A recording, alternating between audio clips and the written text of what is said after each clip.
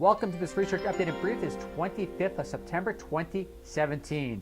As the article states, resurgence of whooping cough may owe to vaccines' inability to prevent infections.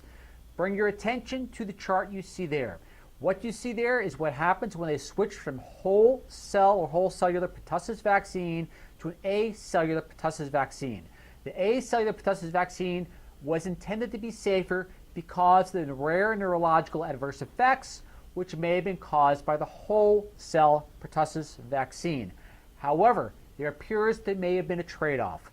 One is potentially a waning immunity in exchange for low reaction or adverse event rates. Interesting article for debate. However, keep in mind, let's stick straight to the research and not be tempted to ad-lib in one direction or the other out of respect for the researchers themselves. To proceed to quote from the article, as stated above, the disease is back, or quote the researchers I should say, the disease is back because we didn't really understand how our immune defenses against whooping cough worked and did not understand how the vaccines needed to work to prevent it, quote the researcher. Instead, this is the researcher speaking, we layered assumption upon assumptions and now find ourselves in the uncomfortable position of admitting that we may have made some crucial errors. This is definitely not where we thought we would be in 2017. To proceed, up until 1950s, there were millions of cases of whooping cough around the globe each year with numerous fatal cases in infants. The introduction of the whole cell pertussis WP vaccine led to a 99% reduction in cases.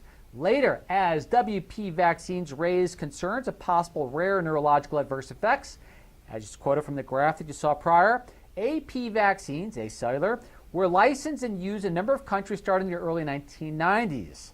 Since then, cases of whooping cough have risen sharply. In 2014, there were more than 32,000 cases reported in the U.S. The resurgence of pertussis in the U.S. is at its highest level since the 1940s, emphasizes the need for answers to these questions the authors wrote. To proceed, all right, actually it's going to be about 5 or 6 questions basically which are asked in regard to why this vaccine may not be working as intended, I should say. To proceed and move forward, and at this time too, I want to put this here, these are the questions the researchers had to ask. At the same time too, look at the graph, which I'm going to show shortly, in regard to the countries. It basically, you notice when they started adding the acellular pertussis vaccine and moved away from the whole cellular pertussis vaccine for safety reasons, begin to notice the average in the rise. To proceed, failure of additional explanations to account for the resurgence of pertussis compared to the pre-vaccine era. WP whole cellular vaccines exerted a profound 99% reduction in pertussis incidence. But the newer generation AP vaccines have been disappointing, given the pertussis incidence has increased in many countries, though not all, where they replaced the WP vaccines, including the US, Canada, Australia, Spain, Ireland, and the United Kingdom. The key question is why? Several hypotheses have been raised, of which the 3 first ones can be discounted. Those first 3 you see as stated, detection bias, poor vaccine coverage, vaccine refusal. The 2, which may be more plausible, poor persistence of anti-pertussis antibodies following AP vaccination, and leaky efficacy due to evolutionary shifts, and one more which they allude to in the research but didn't actually headline itself. To proceed, all right, detection bias, to quote from that one section, regardless of improved ascertainment, does not adequately explain the increases in severe pertussis and deaths among infants.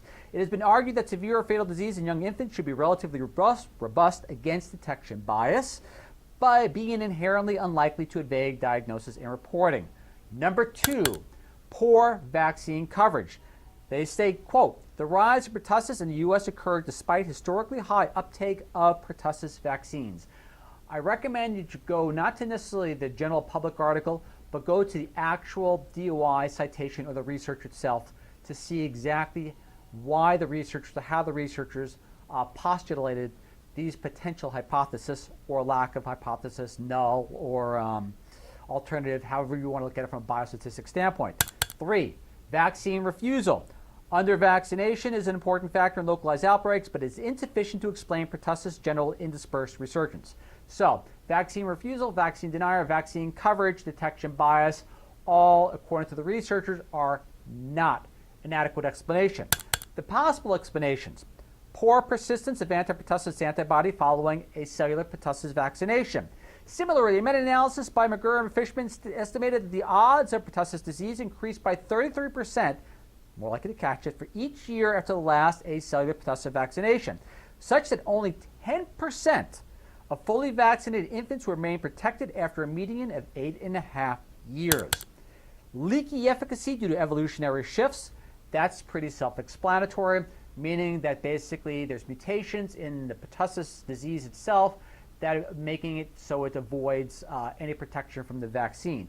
Some researchers state that. It's still hypothetical. It looks like it may be plausible, but according to this research, when you look at the rate and how fast pertussis rose in the countries when they switched from a whole cellular to acellular pertussis vaccines, it looks more like it may have been a switch to the vaccine type as opposed to an evolutionary shift, even though there has been evolutionary changes in whooping cough itself.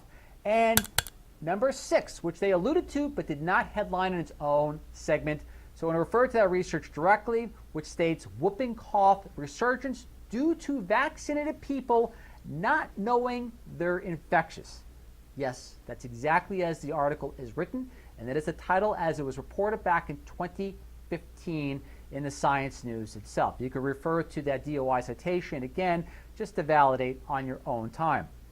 However, it brings up some tough questions.